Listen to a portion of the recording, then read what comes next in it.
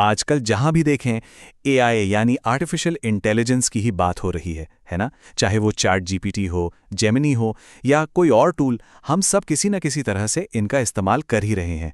कुछ पूछने के लिए, कोई काम आसान करने के लिए या फिर बस तस्वीरें और वीडियो बनाने के लिए। ऐसा लगता है जैसे हर तरफ एआई का जादू चल गया है। गूगल से लेकर माइक्रोसॉफ्ट तक हर बड़ी कंपनी में जैसे एक होड़ सी मची है। सब इसमें पैसा लगा रहे हैं, अपना खुद का एआई बना रहे हैं और हर जगह उसे इस्तेमाल भी कर रहे हैं। और जब हम पैसे की बात कर रहे हैं तो ये कोई छोटी मोटी रकम नहीं है। अरबों डॉलर एआई में लगाए जा रहे हैं। एनवीडिया जैसे स्टॉक्स तो जैसे आसमान छू रहे हैं। निवेशक भी बहुत खुश हैं और जमकर पैसा लगा रहे हैं। लेकिन एक मिनट, जब भी कोई चीज इतनी तेजी से ऊपर जाती है तो एक सवाल जरूर मन में आता है, क्या ये सब सिर्फ एक बबल है? मतलब क्या ये सब बस एक हवा का गुब्बारा है जो कभी भी फट सकता है? तो चलिए आज इसी सवाल की तह तक जाते हैं। ठीक है, तो एआई की बात करने से पहले सबसे पहले ये समझना जरूरी है कि ये बबल आखिर होता क्या है। इसे ऐसे समझिए, कोई चीज अचानक बहुत पॉपुलर हो जाती है। लोग उसे खरीदने लगते हैं ये सोचकर कि इसकी कीमत और बढ़ेगी। फिर देखा देखी में और भी लोग कूद पड़ते हैं और कीमतें आसमान छूने लगती हैं। लेकिन जब लोगों को एहसास होता है कि इसकी असली कीमत उतनी नहीं है तो सब इसे बेचना शुरू कर देते हैं और बूम, बबल फट जाता है। और मजे की बात यह है कि ऐसा इतिहास में पहले भी कई बार हो चुका है। याद कीजिए 2008 का हाउसिंग बबल या फिर 2000 के दशक का मशहूर .com बबल।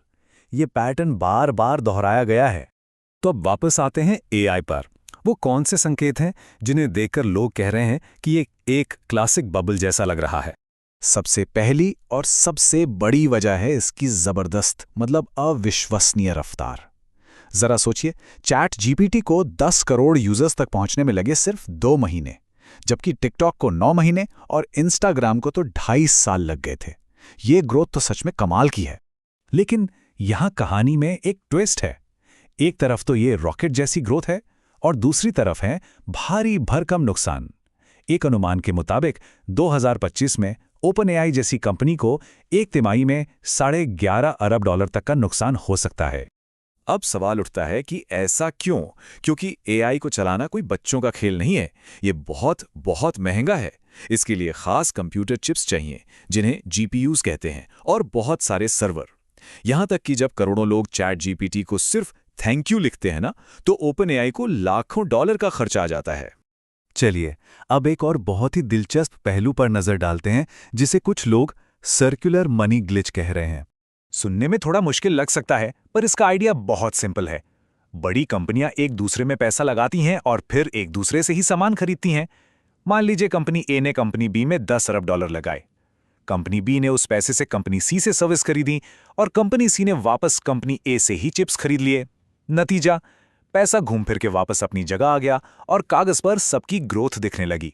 तो यहां बड़ा सवाल ये उठता है कि ये जो ग्रोथ दिख रही है वो असली है या फिर ये बस पैसा है जो एक बंद कमरे में घूम रहा है? अगर ये चक्कर रुका तो क्या होगा? ये सारी बातें सुनकर ऐसा लगता है ना कि ये सब हमने पहले भी कहीं देखा है। जी हां, बात हो रही है मशहूर .com युग की। चलिए एआई के इस उछाल की तुलना उससे करते हैं। दोनों में कुछ बातें तो एक जैसी हैं और कुछ अलग भी। माहौल तो काफी कुछ वैसा ही है, हर तरफ जबरदस्त हाइप। लेकिन एक बहुत बड़ा फर्क है। आज एनवीडिया और माइक्रोसॉफ्ट जैसी कंपनियां असल में बहुत पैसा कमा रही हैं, जबकि .com के दौर में ज्यादातर कंपनियों के पास तो कोई प्रॉफिट का प्लान तक नहीं था। तो इन सब बातों के बाद हम अपने सबसे अहम सवाल पर पहुंचते हैं। मान लीजिए कि यह सच में एक बबल है और यह फट जाता है, तो फिर क्या होगा? देखिए, एक बात तो साफ है, जब भी कोई बबल फटता है तो सबसे पहले ये जो हवा बनी होती है, ये जो हाइप होती है, वो गायब हो जाती है।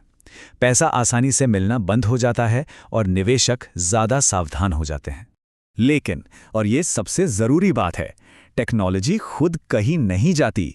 ठीक वैसे ही जैसे साल 2000 में .com बबल फटने के बाद इंटरनेट गायब नहीं हो गया था। याद कीजिए उस दौर के बाद क्या हुआ था। Amazon, eBay, सिस्को जैसी कंपनियां ना सिर्फ बचीं बल्कि आज दुनिया पर राज कर रही हैं। इससे ये साबित होता है कि असली वैल्यू वाली चीज हमेशा टिकती है। तो आखिर में बात यह है कि एआई एक असली दमदार टेक्नोलॉजी है। हो सकता है कि यह हाइप थोड़ी कम हो जाए, कुछ कंपनियां शायद बंद भी हो जाएं, पर एआई यहीं रहने वाला है। तो असली सवाल ये नहीं है कि एआई रहेगा या नहीं। असली सवाल ये है कि इस तूफान के थमने के बाद वो कौन सी कंपनियां होंगी जो अगली अमेज़न या गूगल बनकर उभरेंगी।